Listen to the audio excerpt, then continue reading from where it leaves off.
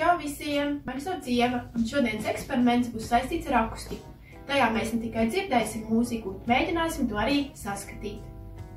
Tātad eksperimentam jums vajadzēs pārtikas plēvi, šķēres, nelielu bezvadu skaļruni, telefonu, jebkāda veida riekstus, sēklas, graudus.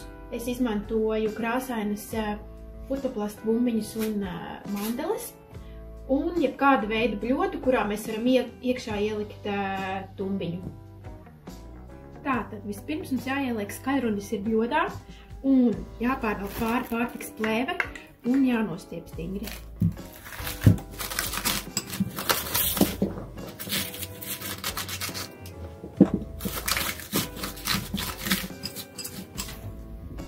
Un nākamais, ko mēs darām, uzberam uz plēves nedaudz jūsu izvēlētā materiāla un izvēlamies kādu mūzikas skaņdarbu ar izteiktu basu.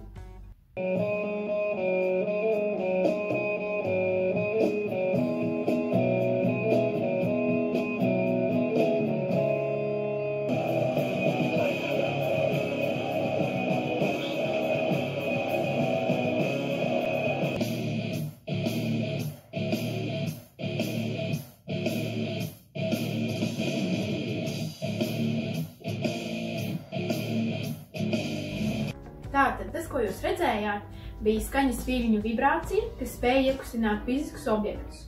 Ja jums mājā nav šāds te bezvadu skaļrunis, jūs varat droši izmantot lielākus skaļruņus, novietojot tos tieši blakus bļodai, un efekts būs tieši tāds pats.